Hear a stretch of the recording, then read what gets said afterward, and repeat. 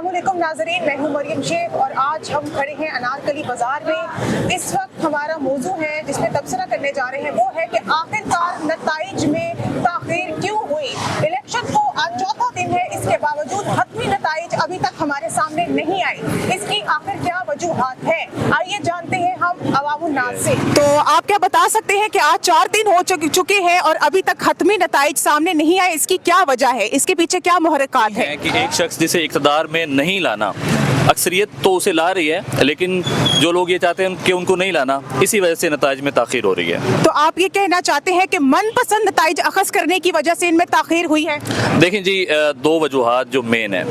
पहली एक चीज़ है, नवाज शरीफ साहब वो मनसेरा से भी हार रहे थे और अपने इस हल्का जहां आप खड़ी हैं 130 से भी हार रहे थे। दूसरी बड़ी वजह महज शराफत के मुकाबले में लड़ रही थी मरियम नवाज, वो भी हार रही थी। इन दो लोगों को स्पेशली जिताने के लिए इंतखाबात के नताइज में देर हुई है। वो लोग जिन्होंने इमरान खान को छोड़ा और उनके साथ जो चीज़ें तय की गई थी उनको जितवाने के लिए नताइज में ताख़ीर की गई है। जी बताएंगे आप कि जो इलेक्शन में नताइज की जो ताख़ीर हुई है, अभी तक खत्मी फैसला नहीं हुआ, इसके पीछे क्या मुहर्रिकात हो सकते हैं? इंडिपेंडेंट जो कैंडिडेट खड़े हुए थे नून लीग और पीटीआई के मुकाबले पर, उन लोगों को गिराने के लिए, क्योंकि उनके साथ अक्सरियत अवाम की थी और अवाम की अक्सरियत को तोड़ा नहीं जा सकता, इसलिए उनको धांधली के नताइज में लाकर इलेक्शन में रिजल्ट में ताख़ीर की गई ताकि उन लोगों को हरा कर और पीटीआई, पीपल पार्टी या नाम नेहाद जो पार्टियां हैं जो कि गुंडा पार्टियां, उनको ऊपर लाने के लिए। आपको ऐसा लगता है कि इसमें धांधली की गई है? प्रॉबेबली। तो धांधली के सद्देबाब के लिए जो तदराक खान साहब ने आज से पहले इंट्रोड्यूस मुतारफ करवाया था इलेक्ट्रॉनिक वोटिंग सिस्टम का, क्या वो मंजूर होना चाहिए था? फ़र्क पड़ता उससे, लेकिन कोई ना कोई उससे भी मतलब निकल सकती थी, वेज निकल सकती थी। यानी आपके कहने का मतलब ये है, अगर उस वक्त खान साहब के मुतारिफ करवाए गए इलेक्ट्रॉनिक वोट सिस्टम को कबूल मंजूर कर लिया जाता तो धांधली के चांसेस मिनिमाइज कम हो जाने थे, पॉसिबिलिटीज थी। इलेक्शन की जो रिजल्ट में ताख़ीर हुई है, तो क्या आप ये समझते हैं कि ये शुमारियाती प्रोसेस था, इसको डिजिटलाइज होना चाहिए था या मैनुअल ही चलता? नहीं, मैनुअल तो नहीं चलता, डिजिटल होना चाहिए था। निज़ाम की कमजोरी में किसको कसूरवार करार देते हैं?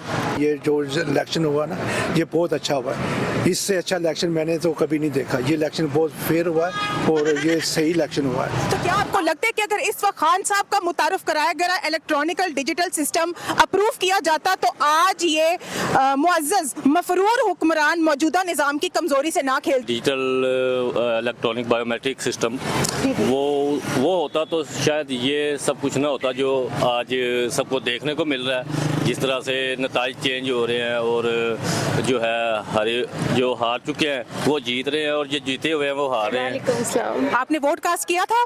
हाँ जी। तो आप जैसा कि जानती हैं कि नताइज में ताख़ीर हुई है, क्या आप इस बात से इत्तफाक करती है कि नताइज में ताख़ीर हुई है? बिल्कुल। तो इसका कसूरवार आप किसको समझती हैं? जो काउंट कर रहे हैं उनको ही। आप ये समझते हैं कि जो वोट का तरीका था वो इलेक्ट्रॉनिक होना चाहिए था? इलेक्ट्रॉनिक होना चाहिए था। क्या आप इस बात से इत्तफाक करते हैं? मैं इत्तफाक करता हूँ अस्सलाम वालेकुम नाज़रीन, इस वक्त मौजूद है हम हाई कोर्ट के वकील चौधरी फैसल जट के साथ। आइए जानते हैं इनसे इनकी आरा। अस्सलाम वालेकुम। वालेकुम अस्सलाम। कैसे हैं आप? अल्हम्दुलिल्लाह ठीक ठाक। अच्छा फैसल साहब, क्या आप ये समझते हैं कि नताइज में ताख़ीर हो रही है? देखें, ये पूरी दुनिया में ये बात फेमस हो गई है, मशहूर हो गई है कि पाकिस्तान में जो इलेक्शन हुए, जनरल इलेक्शन 2024, इसमें जब सुबह के टाइम रिजल्ट आ रहे थे तो शाम के टाइम रिजल्ट मुकम्मल हो जाने चाहिए थे। रिजल्ट्स को रोक दिया गया। किसके कहने पर रोका गया? इलेक्शन कमीशन ने क्यों रोका? अब तक रिजल्ट क्यों मुकम्मल नहीं हुए? क्योंकि इन्होंने अपने जो मजमूम मकासद थे उनको पूरा करना था। कि वो पार्टी जिसको इन्होंने खुड्डे लाइन लगाया, जिसको इन्होंने दबा दिया, जिसको इन्होंने जनाब पूरी कोशिश की मसल के रख देने की, उनके वर्कर्स को उठा लिया, उनके वर्कर्स के घरों में माओ बहनों बेटियों के साथ जो इज्जतों का जो उन्होंने तकद्दुस था उसको पामाल किया, घरों में गए, पूरी दुनिया ने देखा। फिर जो उम्मीदवारान थे, कागजात नामजदगी जमा करवाने जाते थे, उनको अगवा कर लेते थे, उनसे पेपर छीन लेते थे।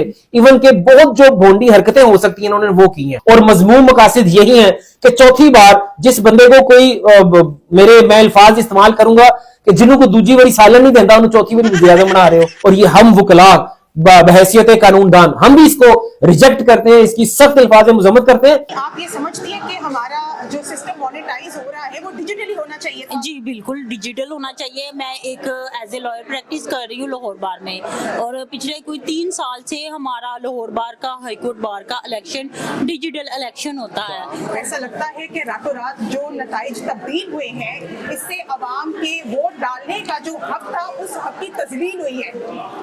میڈم پہلی بات یہ ہے کہ جنہوں نے ووٹ ڈالا ہے نا, ٹھیک ہے, اگر ان کے ووٹ پہ سلیکشن ہونی ہوتی نا تو وہ ایک دن میں ہی ہو جانی تھی. ووٹ کاسٹ کیا ہے؟ جی کاسٹ کیا. تو کیا آپ اس بات سے اتفاق کرتے ہیں کہ جو ہمارا سسٹم ہے, جو ووٹنگ میں تاخیر ہوئی ہے ریزلٹس میں, وہ امپروومنٹ کی یا کچھ مسائل ایسے تھے جو مانیٹائز نہیں صحیح ہو پایا؟